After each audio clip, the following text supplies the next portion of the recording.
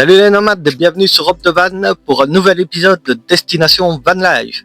Alors aujourd'hui, on est en Norvège, mais pas n'importe où en Norvège. On est précisément à Gudvangen, donc c'est sur la côte ouest du pays. Et on est au cœur d'un fjord qui s'appelle, là ça va être la partie technique de la prononciation, fjord qui s'appelle le Narøyfjord. Je pense que je vais te l'écrire, ça va être beaucoup plus facile pour toi de comprendre. Le Narøyfjord, dans lequel se situe un village viking reconstitué. Alors cet endroit, ce fjord fait environ 17 km de long. C'est l'un des fjords les plus étroits d'Europe. Et la profondeur varie entre 12 et 500 mètres. Et il fait 250 mètres de large à son point le plus étroit. Ce fjord est un bras du Sognefjord et il est entouré de montagnes imposantes vu qu'elles peuvent monter jusqu'à presque 1700 mètres d'altitude et il est inscrit sur la liste du patrimoine mondial de l'UNESCO depuis 2005. Mais sans plus tarder, je te fais une petite visite guidée qui d'ailleurs peut être comprise dans le prix ici de l'entrée de ce village musée. En réalité, toutes les heures, tu as le départ d'une visite guidée en anglais qui dure environ 45 minutes. Donc ici, on vient de visiter une habitation viking. On peut voir ici, dans ce village, que chaque habitant a un rôle et un savoir-faire bien précis. Yggdrasil. Ah, it's Yggdrasil. It's very beautiful. Okay. Now the only thing we're missing is two. And we need to come right there. Ah, okay. So it's time to screw it up, as we say.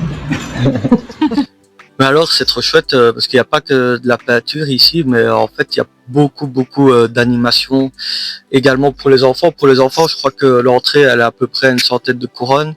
Pour les adultes, c'est environ 250, mais il y a moyen de combiner avec des packs, des forfaits famille, des packs avec des croisières intégrées depuis la petite ville de Flam qui est située non loin de là.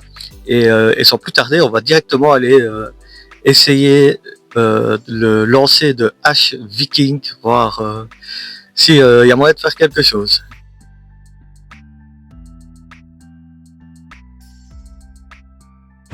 Welcome, right? Thank you. You're welcome. A little bit high, functioning, but you might need. Alors comme tu as pu voir, n'est pas viking qui veut, ça demande quand même un peu d'entraînement, mais ça me laisse l'occasion de te parler un peu des haches vikings, parce qu'on pense souvent que les guerriers utilisaient beaucoup des épées et des armures très lourdes et très coûteuses pour se battre, mais en réalité, les vikings, eux, n'avaient souvent que leurs haches pour se battre parce que c'était le moins cher, les épées étaient vraiment très coûteuses et donc ils utilisaient principalement des haches et ils n'avaient pas grand chose pour se protéger. Et ici on peut voir les petits enfants qui font du lancer de javelot viking, donc il y a pas mal d'animations ici dans le village et pas seulement le lancer. Ici un peu plus loin on va voir des jeunes qui se baladent avec des genres de ski mais à faire en tandem sur le plat, comme un peu du ski de fond en tandem. Ça a l'air vraiment pas évident. Donc on a des petits jeux vikings, etc. Et alors en fait, ce qu'il faut savoir, c'est que tout le village ici a été construit avec des matériaux de la région, comme cette petite hutte. Tout a été fait beaucoup en bois, en pierre et en torchis, en utilisant vraiment, comme à l'époque, les matériaux disponibles sur place. Alors le projet du village, c'est né de la passion d'un homme qui s'appelle Georges Olarf, qui est le fondateur et le chef de ce village, qui s'appelle le village, là aussi je pense que je vais te l'écrire, ça va être compliqué, c'est Njardarheim. C'est vraiment compliqué à prononcer quand t'es pas norvégien, mais alors ce gars est arrivé dans la région il y a plus de 20 ans et il a vraiment consacré toute sa vie à la reconstitution historique de l'époque viking. Et son rêve, c'était de créer un village viking permanent pour accueillir les passionnés du monde entier, ce qu'il a fait. Et ici, on est face à un village vivant où les traditions ancestrales sont perpétuées au quotidien par plusieurs passionnés du village qui vivent ici. Et par exemple, là, on vient de visiter la maison de Monsieur le Forgeron, mais il faut savoir que cet homme n'est pas là uniquement comme figurateur pour faire joli. Il travaille réellement et fait vraiment des pièces utiles, par exemple, pour faire les gonds des portes des maisons des villages. Et qu'il soit forgeron, tisserand ou cuisinier, chacun maîtrise ici un pan du savoir-faire viking, est un spécialiste dans sa matière et contribue à donner vie à ce musée à ciel ouvert. Et avant de passer à l'activité tir à l'arc, au menu ce jour, soupe viking, pain plat, saumon fumé, porridge et le tout concocté à base d'ingrédients locaux et de recettes ancestrales. Donc il y a ici de quoi se régaler après une journée de visite bien remplie. N'oubliez pas la boutique aussi avant de quitter le village, car vous y trouverez des produits artisanaux qui sont fabriqués à la main selon des techniques traditionnelles vikings, comme les bijoux, les instruments de musique, les céramiques ou les vêtements. Alors si tu te demandes si la Norvège est un pays accueillant pour les campeurs et les vanlifers, eh ben, la réponse est plutôt oui. Maintenant, c'est toujours subjectif, mais j'ai trouvé qu'on était plutôt assez bien accueillis ici en Norvège. Et alors, l'endroit où on se situe, on a accès à de l'eau potable. Donc, sur l'extérieur du village, il y a une station essence avec plusieurs places de parking.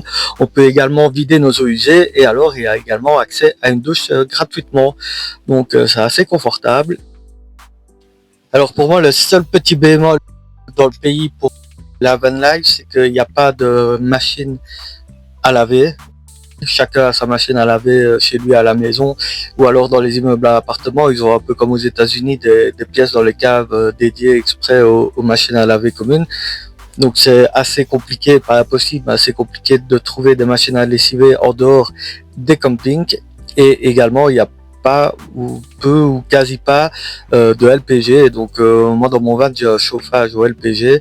Et donc, je suis bien content d'être venu visiter la Norvège en été, parce qu'en hiver, ça serait pas la même chose.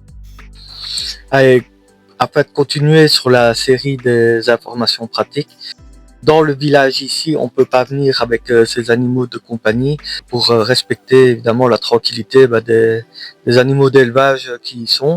Mais comme il fait pas trop chaud aujourd'hui, pour Billy, c'est sieste obligatoire dans le camion.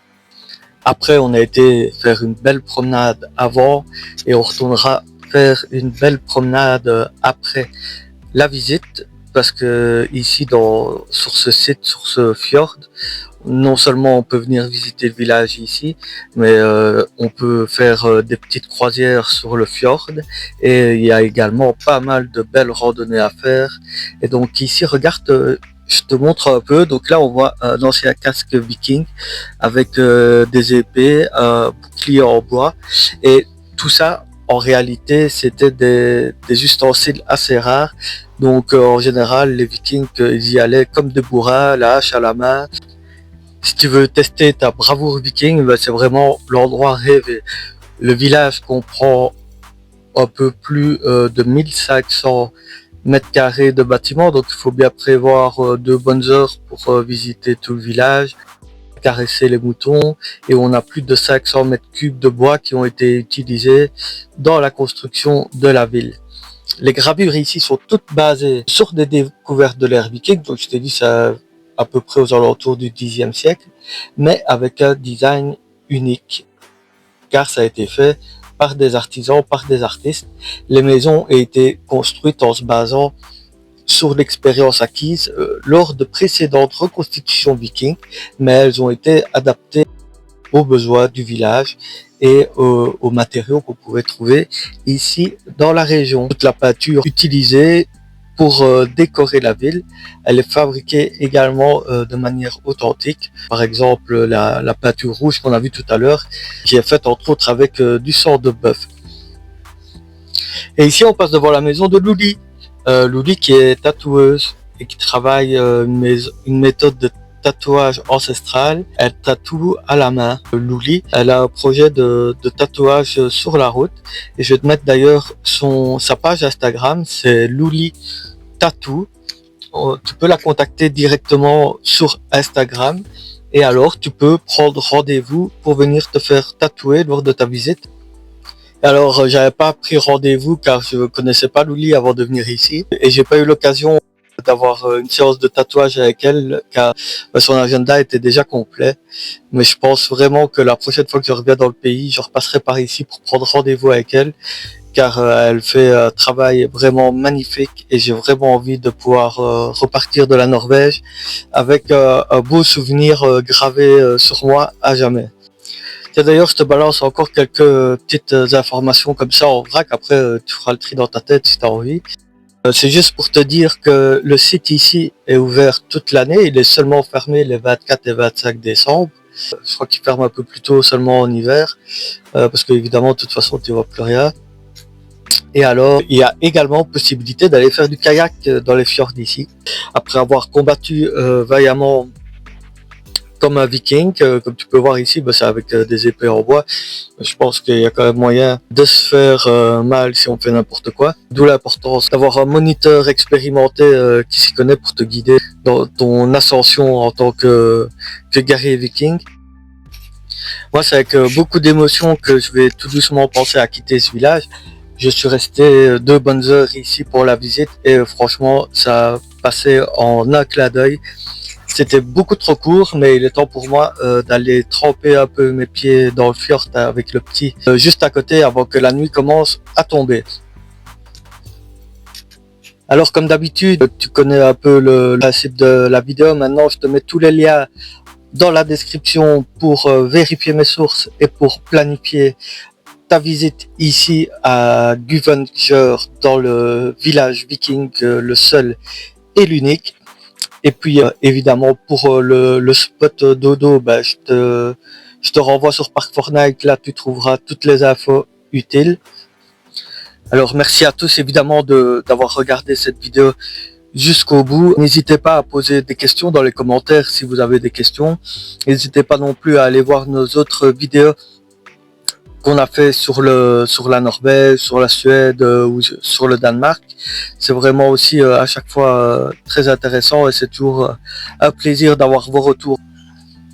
Et évidemment, si mon travail te plaît, n'hésite pas à mettre un petit pouce bleu sur la vidéo et voir pourquoi pas à t'abonner. Pour toi, ça changera rien, voire pas grand chose au niveau de tes suggestions dans ton fil d'actualité. Pour moi sur la chaîne, ça peut changer beaucoup et ça peut faire la différence et faire que le travail que je suis en train de faire actuellement avec toutes les vidéos continue encore et encore pour de nombreux mois, voire de nombreuses années, pour te faire découvrir encore plein d'endroits formidables. Merci à tous et à très bientôt pour un nouvel épisode.